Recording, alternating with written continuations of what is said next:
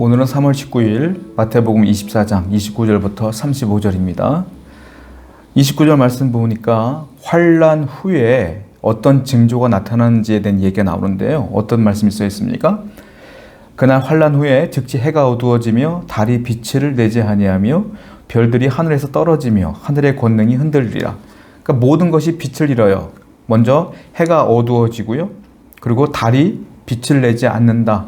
그리고 별이 하늘에서 떨어진다. 한마디로 표현하면 뭐겠어요? 어둠입니다. 이것은 하나님이 임재할 때의 현상과 정반대의 현상이에요. 하나님은 빛으로 임하셨어요. 하나님의 영광으로 임하셨어요. 그런데 지금은 어떻게 돼요? 그 빛이 다 힘을 잃고 어둠이 세상을 잠식해버렸다. 어둠은 무슨 말이냐면 이때 사람들은 절망할 것이다. 왜냐? 이때가 하나님의 심판의 시간이기 때문에 그렇다. 이 심판에 대한 얘기를 주님께서는 계속 하시는 거죠.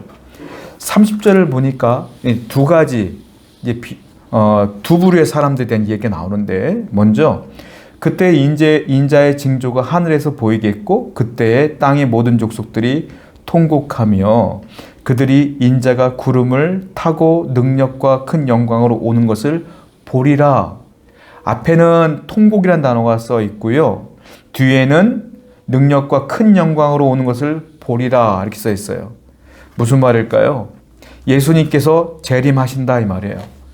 이 징조가 끝나고 어두움이 온 다음에 주님께서 이제 처음 오실 때처럼 다시 오시는데 재림하시는데 그때에 하나님을 믿지 않고 예수 그리스도를 믿지 않았던 사람들은 어떻게 한다고요? 통곡한다. 반대로 성도들은 어떻게 한다고요? 기뻐한다.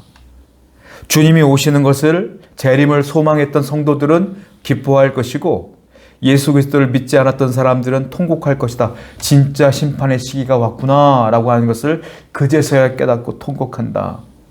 성도는 항상 어떤 삶을 살아야 될까요? 마라나타 신앙으로 살아야 돼요. 마라나타가 뭐예요? 주 예수여 어서 오시옵소서. 그런 마음으로 살아가는 성도들에게는 예수님의 재림이 기쁨이 되고 소망이 되지만 예수 그리스도를 믿지 않았던 사람들에게는 그것이 끝이구나라는 절망의 순간이 된다. 항상 신앙인들은 이와 같이 마라나타 신앙으로 살아가야 될 줄로 믿습니다. 31절을 보게 되니까 또 이런 일들이 있어요. 나팔 소리가 있는데 천사들을 주님께서 보내신다는 거예요. 그들이 하는 일이 뭐냐면 택하신 자들을 하늘 끝에서 저 끝 사방에서 모으리라. 그러니까 우리가 대한민국에 있던 미국에 있던 상관하지 아니하고 우리가 그날이 되면 재림이 되면 모든 성도들이 천사들이 다 모아서 다 하늘나라로 입성하게 된다라는 말씀을 하고 계시는 거예요. 그러니까 우리는 지금 현실 속에서 어떻게 살아야 될 것인가에 대한 얘기를 하시는 것이죠. 또 33절 말씀 보게 되니까 이런 말씀도 있어요. 이와 같이 너희도 이 모든 일을 보거든 너희들도 이 모든 일을 보거든 인자가 가까이 곧 문 앞에 이른 줄 알라. 무슨 말일까요? 지금 이 증거들은 지금도 일어나고 있다라는 거죠.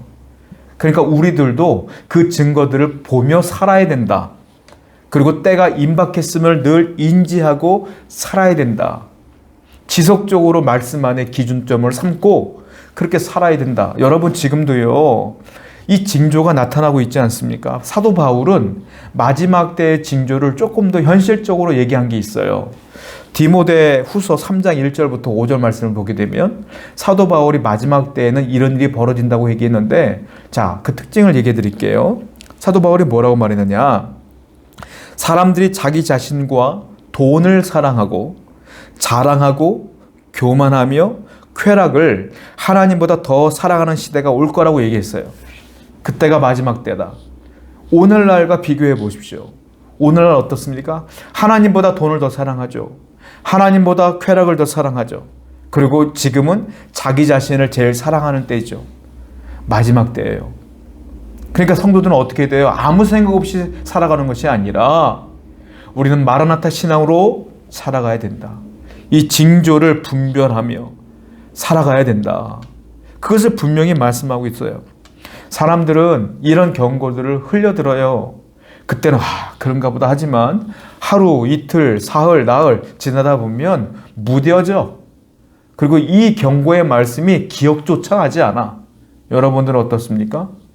여러분들은 심판에 대한 이야기를 함께 말씀으로 나눌 때는 이야기가 되지만 평상시에 이 말세를, 심판을, 마지막 때를 생각하며 살아가는 분들이 몇 분이나 계시나요? 그러지 말라는 거예요, 주님께서는. 35절 볼까요? 천지는 없어질지언정 내 말은 없어지지 아니하리라. 이 말씀은 반드시 이루어진다 이 말이에요. 반드시 재림은 오고 반드시 심판은 오고 반드시 징조는 있으니 이것을 늘 염두에 두고 살아야 된다. 예수님의 경고는 지금도 유효합니다. 그런데요, 주님께서 말씀하시는 이 말씀은 마지막 심판에 대한 말씀이 아니에요. 어떤 말씀이냐면 이런 심판이 있으니 너는 지금 이렇게 살아야 된다. 말씀으로 분별하며 외식하지 아니하며 항상 주님의 말씀을 기억하며 믿음으로 긍휼의 삶을 살아야 된다. 늘 마지막 때를 생각하며 살아라 라고 현실에 대한 말씀이에요. 오늘도 여러분들을 분명히 하루를 시작하실 텐데 하나님 말씀을 묵상하고 심판의 때를 늘 기억하고 마라나타 신앙으로 살아가는 여러분 되기를 축원드립니다. 기도합시다. 하나님, 언제나 심판을 염두에 두고 살아가는 성도 될 수 있도록 인도하여 주옵소서. 예수님의 이름으로 기도드렸습니다. 아멘.